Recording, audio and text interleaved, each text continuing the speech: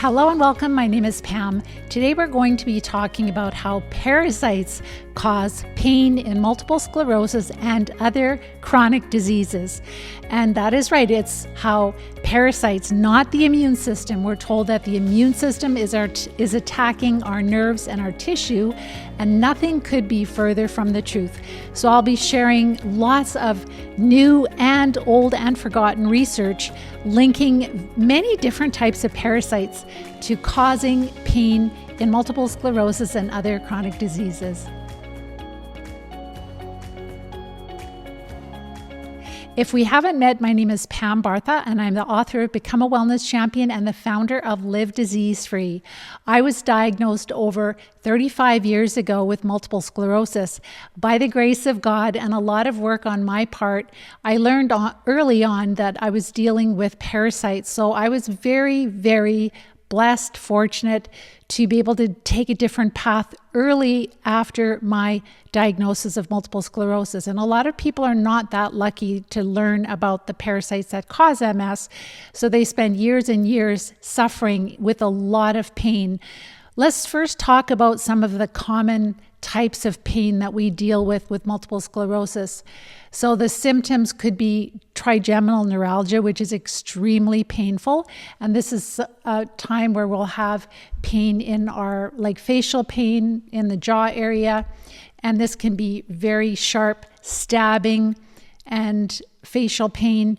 There's also dysesthesia. There will be a few terms that I'm not comfortable saying, but anyhow, so this is basically burning, aching, and also other MS sensations. And there's also optic neuritis. That's what I had when I was diagnosed with multiple sclerosis. I had a terrible case of optic neuritis. I had a complete blackout on my left eye for several days, and I was put on prednisone. And with that came a lot of head pain, like headaches and eye pain, and also loss of vision. There's also this electric shock, and I had that also before I was diagnosed with MS when I was still pregnant with my second child. And so this is where you get this, like if you bend your neck down, you get this shock running down your back, down your back and down the spine. And there's also neuropathy. That's another really common symptom that people deal with, and it's incredibly painful. Restless leg syndrome, maybe some of you have had that. Maybe let me know what kind of symptoms you have dealt with being diagnosed with multiple sclerosis, or it could be some other type of chronic disease. So what kind of pain symptoms have you been dealing with? So again, with multiple sclerosis, pain can feel like burning, tingling, stabbing, aching, itching, cramping, muscle spasms are terrible, and stiffness. And so MS pain often gets worse at night. And we know that parasites are more active at night. So it's not surprising to us that multiple sclerosis is an infectious disease caused by parasites, because all of these things make sense when you start to link it to knowing the root cause. And that's what's so exciting, is when people find our work and they go through our work and they're just blown away. They're like, why haven't I heard about this before? This makes so much sense for the first time. I just couldn't believe that my body was attacking my nerve tissue for no reason. And infections, parasites make so much sense. It's awful that it's not shared with our doctors, that our doctors are not trained in this, but this is the world that we live in right now. And the only way things are going to change is if you help me to bring change. So if you like what I'm sharing with you, please stop for 1 minute and like this and share it with other groups, with other people. It only takes a second, and that is the only way we're going to change the world, is by getting one person to learn about it, the next person, it might be somebody you know that is suffering with a lot of pain. It doesn't have to be just multiple sclerosis, but other conditions also. So again, burning, tingling, stabbing, electric shocks, aching, itching, also resistant to cream. So like you might be using like an antihistamine type cream or something for hives or rashes and it's not going away, cramps, spasms, stiffness. And this pain is often worse at night when the parasites are more active. And also, these symptoms of pain, they can come and go. They're not consistent, and they can be worse and they can be not as bad. And that's another big sign of parasites, how active they are. And that can change dependent on what we're eating, things in our lifestyle. Like maybe we didn't get enough sleep, like when we're really infested. And if we're not getting enough sleep, our immune system will be weaker, and then the parasites will be more active and we'll have more pain. Or maybe we're eating too many grams of carbs, and the parasites love carbohydrates. That's their favorite source of energy. So then our symptoms of pain will be worse. Also, if we're not having daily bowel movements, right? There's so many factors that will affect, like very small adjustments will make all the difference in our pain level when we're dealing with multiple sclerosis pain or other pain. What's really interesting is that at least 2/3 of people diagnosed with multiple sclerosis report pain. The most common pain would be headaches, about 43%, and then limb pain would be about 26%, back pain 20%, that hug, the MS hug, about 16%, and trigeminal neuralgia about 4%. And that's probably the worst pain, is the trigeminal neuralgia. I haven't had it before, but with the students I work with, very small numbers have it, but it's brutally awful pain. And so MS and other people that are suffering with other chronic diseases, they can experience moderate to severe pain. Some of them might take pain medications, which may or may not help.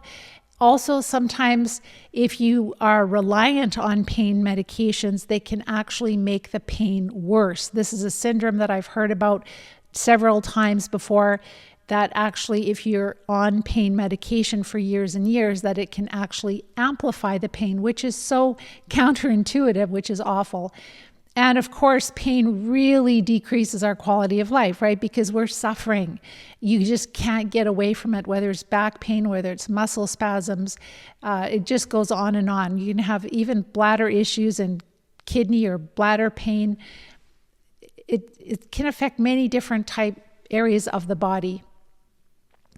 A 2021 study showed that sleep problems and pain can appear up to 5 years before a person gets an MS diagnosis. We also know the gut issues too, right? All the digestive issues can happen at least 5 years before a person gets an MS diagnosis. And then the standard of theory, or the standard theory that we have with multiple sclerosis, and this has not been proven. So a theory is something that has not been proven, that MS is an autoimmune disease caused by our immune system attacking our nerve tissue for some unknown reason, for no apparent reason. They say they don't know why. And this is a theory, right? So we've been running all these years on theory. We're not figuring anything out. We're not even trying to figure anything out anymore. We're literally just looking for new drugs, new maintenance drugs to manage the pain that we're living with. And that's not acceptable for us that have multiple sclerosis or other diseases. We don't want to live with a pain, with a disability. We want to recover. So this is not acceptable. I'm speaking for myself, and I'm sure, tell me if you feel this is acceptable, that we're stuck in this gridlock of, we're just looking for new disease-modifying immunosuppressive drugs because the immune system is attacking itself for no reason. This theory is dead. This theory is old. This theory needs to be thrown in the garbage, and we need to go to work. There's so much evidence that multiple sclerosis is an infectious disease. Some of this evidence is over 100 years old. What happened? Why do we not care about that research anymore, right? We know that MS all diseases. They are inflammatory conditions. We know that inflammation is the immune system's response to an invader of some kind. The primary job of our immune system is to fight infection. So why are we not researching which infections are causing multiple sclerosis, which parasites are causing MS? So to me, a parasite is any microbe that lives in your body and causes you harm. This can be worms, protozoa, fungi, and bacteria. So this unproven theory is really keeping us sick or stuck and sick. We're not moving forward. We're not looking for a cure. And this theory has not been proven, and it really does not explain the wide range of symptoms that we experience. Also, the unpredictability of the pain, for example, like how sometimes we'll have lots of pain and we'll have less pain and we'll have more at night, and it moves around the body, and the pain patterns. So all of this theory does not explain it, because if your immune system is just attacking your nerve tissue, then why does it do it sometimes? And it doesn't do it more at night and not as much during the day. And you'll go through periods where you don't have as much pain. So why does that all fluctuate? It's too easy of a cop-out to basically just say, oh, MS is an autoimmune disease, end of story. No, it's not the end of the story for us. So the real cause of multiple sclerosis and all chronic diseases are parasites. So infections, chronic infections in the body that our healthcare professionals and our science, like we just don't have good tests, and our practitioners are not equipped, skilled to recognize these parasites or to treat them. So they don't have experience with the parasite drugs or herbs, oxygen therapies. They don't know anything about it, because they really believe that we don't have parasites in developed countries, and nothing could be further from the truth. Otherwise, the government says there are parasites in our soil, there's parasites on our food, there's parasites in our pet. Our veterinarians know that we should be deworming our pets regularly. So parasites are part of life, and we have to learn how to not just let them take over our body, but to manage them, to keep their population down in our body, because then we live a much longer, healthier, happier life. So some different parasites, I'm just going to run through a few here. So just let me know what kind of pain that you're dealing with from these parasites. So whether it's like headaches, or maybe it's trigeminal neuralgia, or maybe it's muscle spasms. Somebody put drop foot here.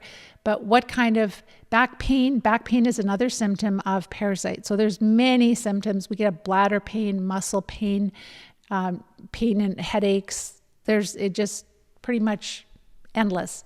So trigeminal neuralgia is really sharp facial pain, and it's associated with tapeworms. So remember, I've done a talk about neurocysticercosis, which is when the tapeworm larvae get into the central nervous system, and they produce these little sacs, bladders of the larva, and they cause a lot of neurological symptoms. Dr. Alan McDonald found these tapeworm larvae in the central nervous system of every MS subject he looked at. So, and it's not commonly known that the tapeworm larva can cause trigeminal neuralgia, but the cases are there in science that they have found that people that had trigeminal neuralgia, case reports that they actually had tapeworm larvae. So they're not looking for it, unfortunately. So how often is that the case when we know that Dr. Alan McDonald found tapeworm larvae in every single brain of MS, 10 out of 10 that he looked at? Mycoplasma pneumoniae. So this is a type of bacteria that is also linked with or has been connected with trigeminal neuralgia. And then also a malaria protozoa. It can cause face palsy and trigeminal neuralgia. And then also another protozoa, which is toxoplasma, and that can also have also the same type of, cranial nerve inflammation and trigeminal neuralgia. So there are multiple different types of parasites that can cause all of these pain syndromes that we're dealing with. So it's probably not going to be the big worms in our gut. Yes, they could be linked, but it's usually the protozoa and bacteria that are much smaller that can get into the central nervous system easier. And then also the larva of the worms. So the larva of the worms, the immature form of the worms, and also the protozoa, which are single-celled parasites, and also bacteria. So fungi can also, but we're not seeing huge shifts in improvements in neurological symptoms with treating fungus. It's a good idea to treat fungus. Fungus can produce a lot of mycotoxins that are terrible, but we do treat it in every cycle as we are recovering from these parasites, because pretty much everyone has fungal overgrowth. But when people are taking the fungal medications, they're really not noticing huge shifts and decreased pain. They do notice a huge improvement in pain with the Live Disease-Free diet. So make sure that if you want to see if that works for you, go onto our website, livediseasefree.com. Under research, you will find the Live Disease-Free guidelines for free. There's a cheat sheet you can print off and put in your kitchen and go really low carb. Check the total grams of carbs you're eating by going on the Chronometer app, and there you can track your total grams of carbs, and you want to get down to about 30 to 40 total grams of carbs. The closer you are to 30, you can notice a lot more decrease in various types of pain. So with just trigeminal neuralgia, we're seeing that tapeworm can be present, can be causing this. And so sometimes it's actually the larva, or sometimes it's the cysts that these parasites are producing.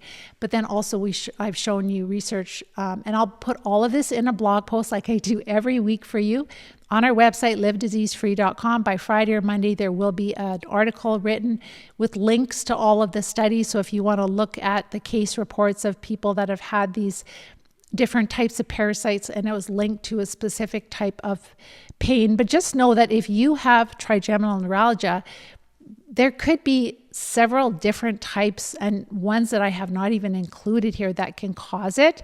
It is definitely an infection. The nice thing is there's really only 4 categories of different types of parasites, like bacteria, fungi, protozoa, and worms. So it's not like we have infinite numbers of different types of parasites. So that helps with treatment and recovery. But the key is that it could be other ones that I haven't even listed here. But this shows you that there are, even though the doctors are not, like if you get trigeminal neuralgia, the doctors are not looking for parasites.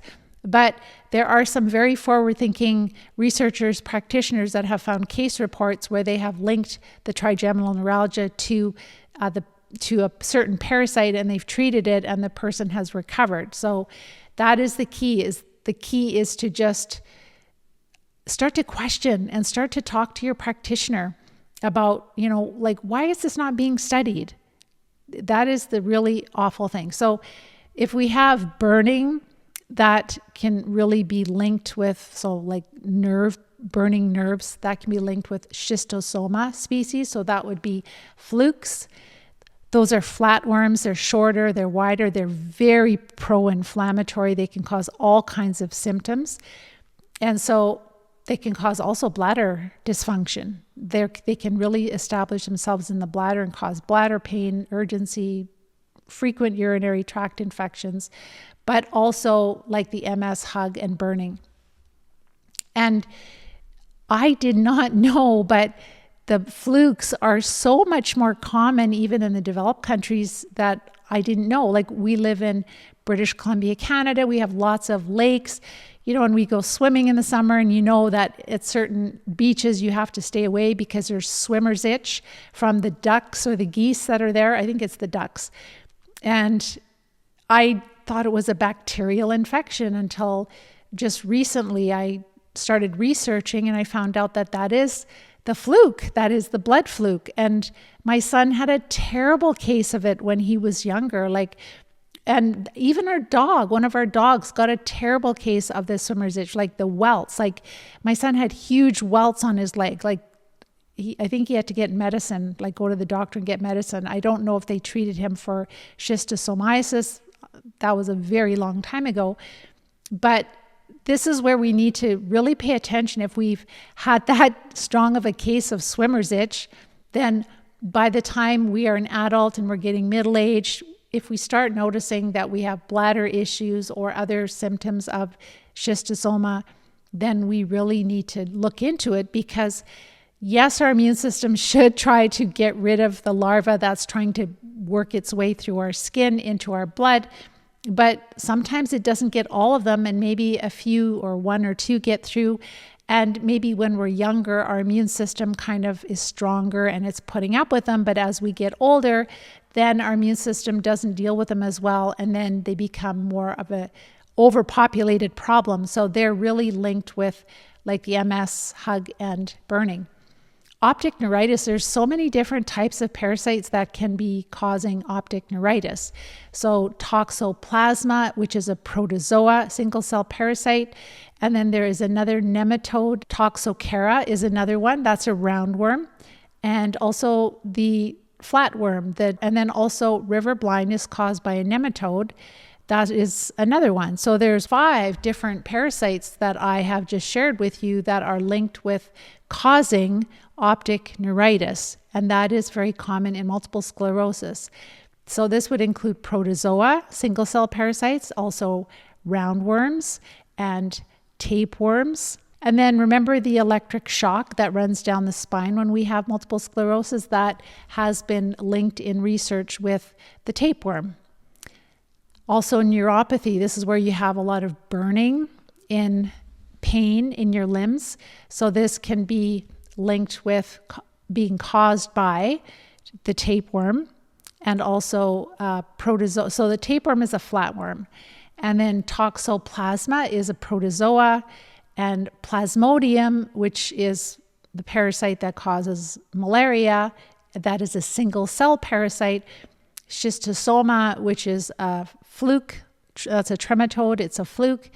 And also another different types of flatworm, tapeworm.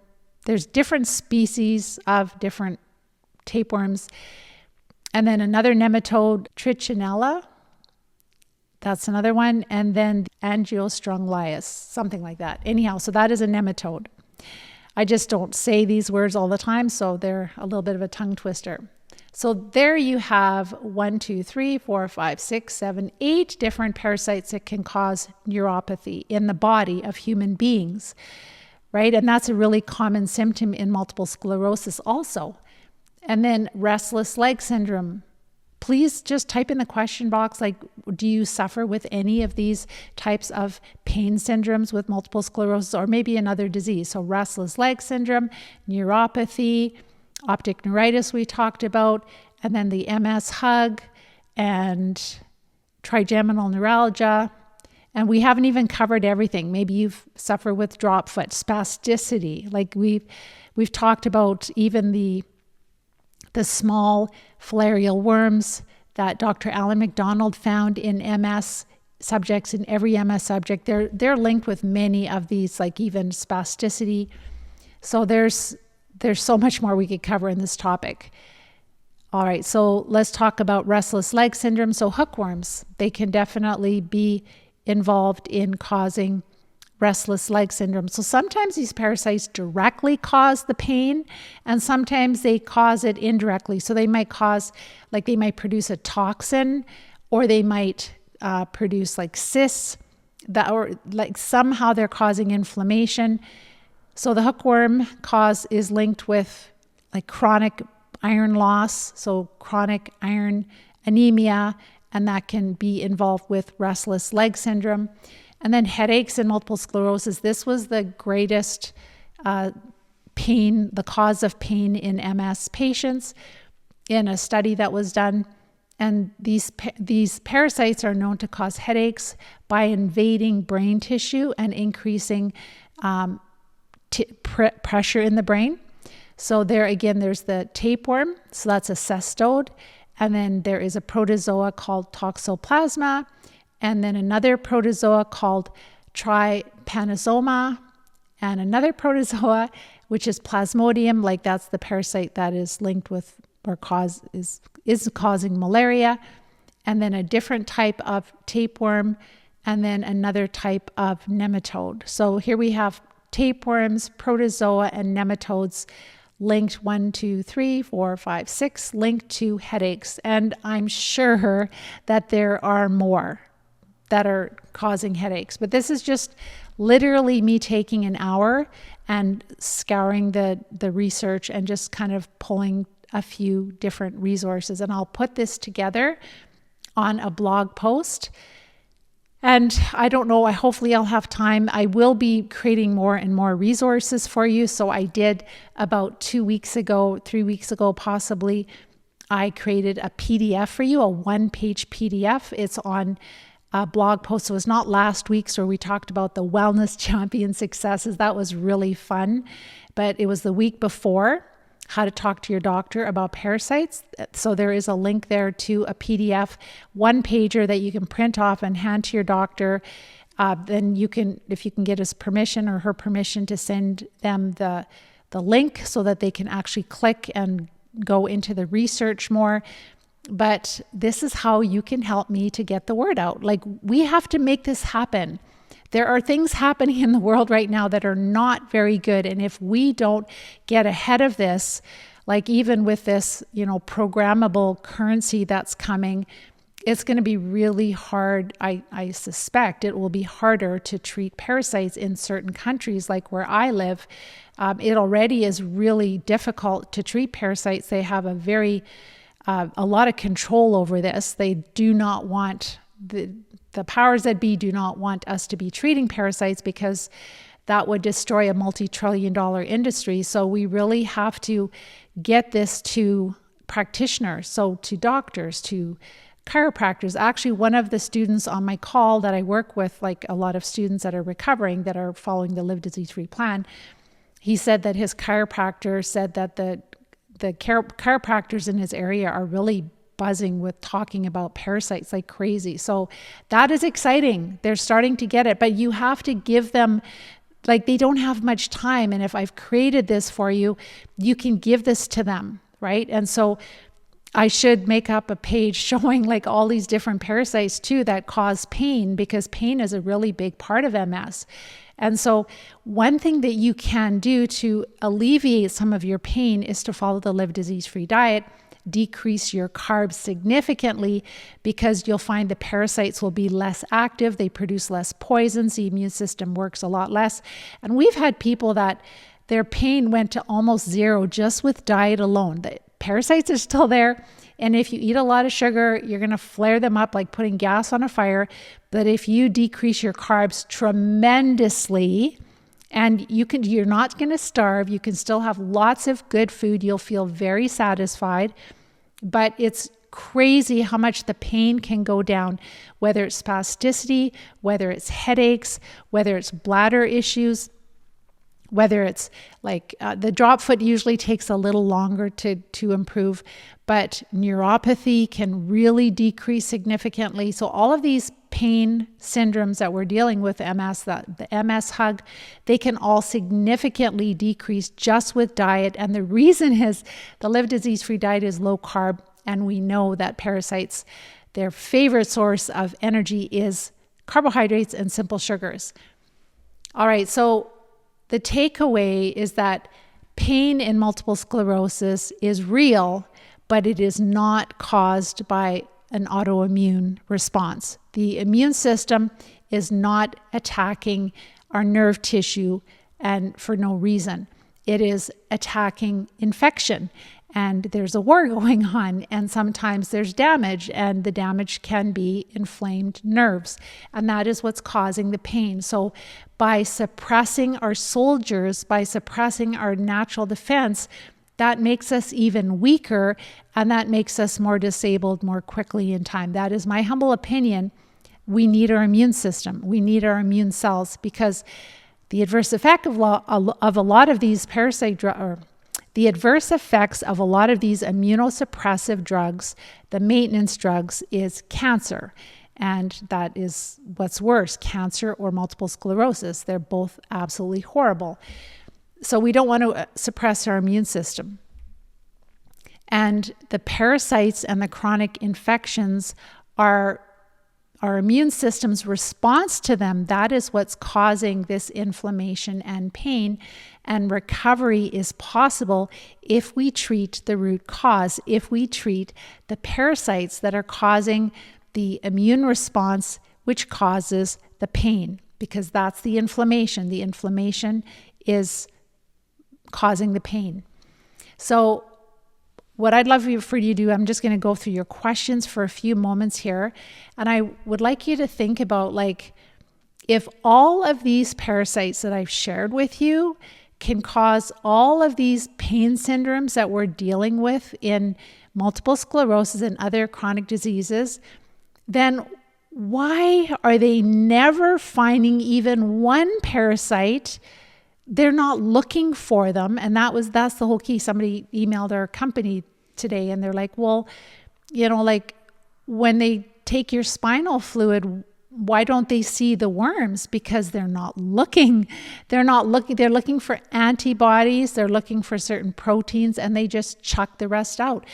It's as bad when our students are getting a stool test done. We don't recommend it, but if they get one done, and they'll put their parasites that they've passed in their stool, and then they get the result back, and it's like, you don't have any parasites. And it's like, well, I actually put a big fat worm in there, and you said I don't have parasites? Like, that's how bad it is. It is so incredibly, ridiculously bad. It just blows your mind. And so, you're going to have to come to a place where you decide, like, am I going to keep following this dead end, this go nowhere, become disabled in time, suffer with pain, suffer with disability? Or am I going to get to the place where Pam has presented so much overwhelming evidence, both in science and in people recovering, that I cannot afford to wait? I cannot afford to wait for the decades of the battle that's going on to try to save our healthcare system. I want my life back this year. I want to be fully living my life. I want to get as much recovery as possible. It will be more than you ever thought possible, even if you're very disabled, because that's what we're seeing in our students. But you have to do the right things. These parasites are really challenging to treat. If it was that simple, I would write a book, but it's not. And it's not always the same parasites in MS patients. It's sometimes various. It's like where the parasites are located, not necessarily which parasites you have. So there are some common ones, but our students don't all have a cookie cutter treatment plan. I wish they did. That would make life a lot easier. But think about it like your yard. If you don't take care of your yard, the weeds move in. And you're not just going to get dandelions. Yeah, you'll get a lot of dandelions, but there will be thistles, and there will be all kinds of different types of weeds, noxious weeds.